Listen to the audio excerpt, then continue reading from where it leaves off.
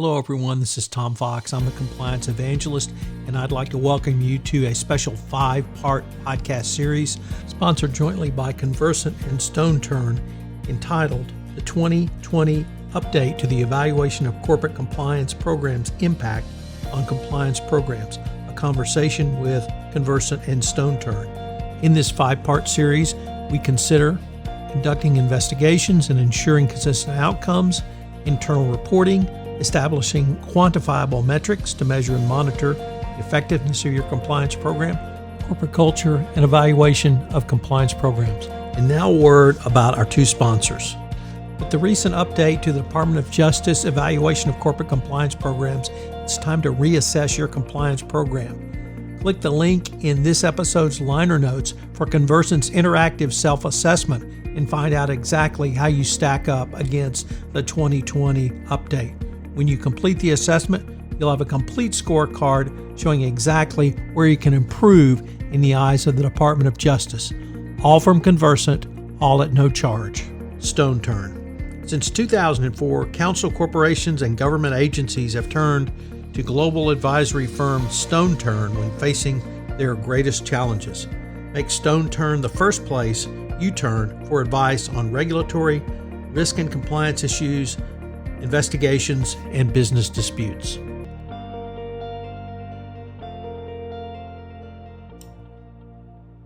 Hello, everyone. This is Tom Fox back for another episode, and I have with me again Asha Palmer. Asha is the EVP and Chief Ethics and Compliance Officer at Convercent. Asha, thank you so much for taking the time to visit with me again. Thanks, Tom, for having me back. Asha, once again, the 2020 update to the evaluation of corporate compliance programs carried forward a theme that was initially or really hammered in the original 2019 evaluation, which is culture. Corporate culture, assessing culture, managing culture, monitoring culture, changing culture. So I was wondering if we could start with, how do you suggest a company assess its corporate culture? Yeah, Tom, I really agree that culture is such a key element in an ethics and compliance program. And I think all of us in-house have been like in the conversation at the table that's like, who owns culture, right? And the DOJ guidelines really show that they expect ethics and compliance, regardless of who owns it, to have a huge part in it. And I think that is amazing. It really is figuring out, how do people feel about the organization? And I think a lot of us have gone through the path of doing surveys, right? Cultural surveys, I feel like, have taken up in popularity over the last few years about, how do people feel about the organization? Do people feel that managers would circumvent rules or procedures in order to meet the bottom line? The thing that we're still trying to figure out, though, and the thing that ethics and compliance professionals really need to tackle is, what do you do with that data that comes in? If we have an organization where people say the managers are willing to, break rules in order to meet bottom line, then what is the next step? And I don't think we have gotten that quite right yet in the profession of what to do about it. I'll answer the question with one suggestion, which is ethical leadership. Where does ethical leadership training happen within our organizations? So if people think managers would break rules in order to meet a bottom line, how do we counteract that and make sure that managers know that they're required not to?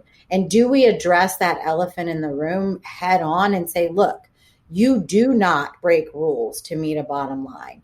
If you feel you need to, you have an obligation to speak up about it and to put the onus on that leadership to really make sure they are owning the culture and to make sure that it's ethical. Asha, in a prior episode, we talked about internal reporting, and one of the things you mentioned was that internal reporters need to be assured there will not be retaliation, retribution, or they'll be treated inappropriately. And it really leads me to want to have a discussion with you about institutional justice and the role of the CICO or the CCO in institutional justice. Why do you see that as so critical to corporate culture? It's so critical to corporate culture because, again, we ask people, if you see it, say it. And then the question for us as CICOs is, okay, what are you going to do about it? How are you going to protect me? And how are you going to make sure this doesn't happen again? That's why people speak up. They want something different to happen. They want change.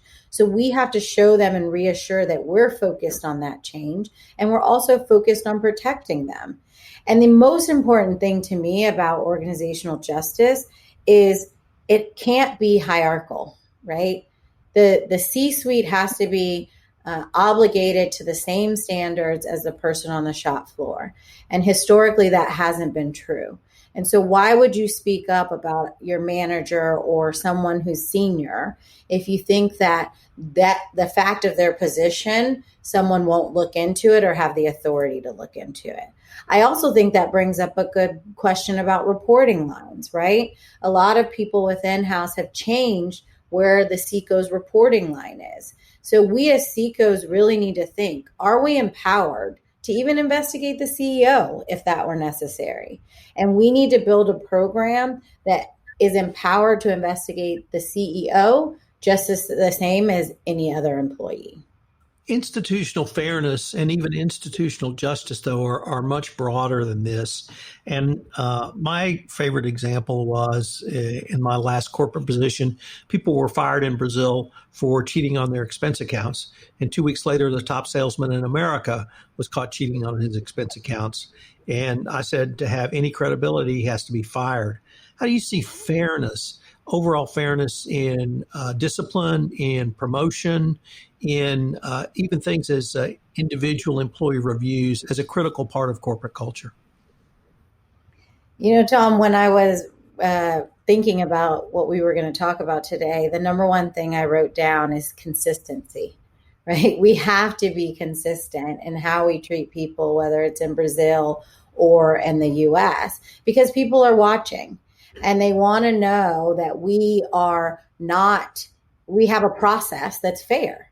First, you have to have a process that's fair. And to have a process that's fair, it's not outcome driven. It's process driven. And we have to have things like sentencing guidelines that apply consistent punishment or corrective actions and disciplinary actions when cases arise. But whatever we decide our program is, we have to be consistent in how we apply the fairness element. I guess I wanted to explore with you, is that simply the role of the CECO, or can you enlist key allies such as HR, such as legal, perhaps other executives? Is that something you can have a discussion with the people that are kind of co-equal with you as heads of corporate disciplines? Of course, Tom, you know I'm the hugest fan of cross-functional collaboration because we all look at things a little bit differently. And so there should be coordination and collaboration amongst departments. One of the things we did in my last position was before an employee could be promoted or before an employee got a bonus or otherwise, they connected with compliance to see whether or not this person was subject to disciplinary or corrective action, because that tells us too what kind of culture and company culture that we want to promote. Do you want to promote people who have had very serious ethical or compliant transgressions? No. And so we all need to be consistent and collaborate on that, because a lot of times we can't communicate what individual outcomes are to cases. It would violate our confidentiality, and it doesn't protect the person who's either the subject or the suspect. And so we really have to protect that, and we have an obligation that we take that seriously. But that doesn't mean that when we can't consult each other's files when there's things like promotions that are up. Asha, if I could change the focus just a little bit to the new Convercent Converge community. And it's a place that we both are a part of and we're both very excited about. But I was wondering how a compliance practitioner might be able to use the Converge community to help them through some of the issues we've talked about around corporate culture. I think, first of all, at the Converge community, we may find a definition for culture. I think, as I said, it's such right now a broad subject, and we're not exactly sure what our role is and how we cross-functionally collaborate, et cetera. And so the Converge community will not only provide resources that help us grow and expand our definition of what culture is, but also to how to address it and how to improve it if necessary. We can collaborate across ethics and compliance professionals and see what other people are doing. How have people used their survey results to improve culture? How have people used their helpline data to improve culture? How have people done and engaged in ethical leadership training or otherwise, and they've seen a benefit, a measurable benefit on the other side? I think having that community where we really share these best practices and ideas is so important. Asha, unfortunately, we are near the end of our time for this episode, but I greatly look forward to continuing the conversation. Thanks, Tom.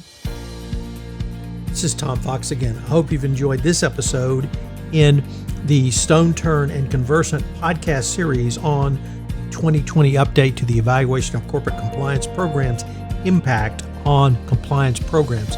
I hope you'll join us again for another episode. Please check out the show notes where you can find information on Convercent's self-assessment based on the 2020 updates. Also, Convercent's Converge 20 is now open for registration, and I would urge you to take a look at the agenda. It's going to be a fabulous attend. This episode of the Convercent StoneTurn podcast series has been a special presentation of the Compliance Podcast Network.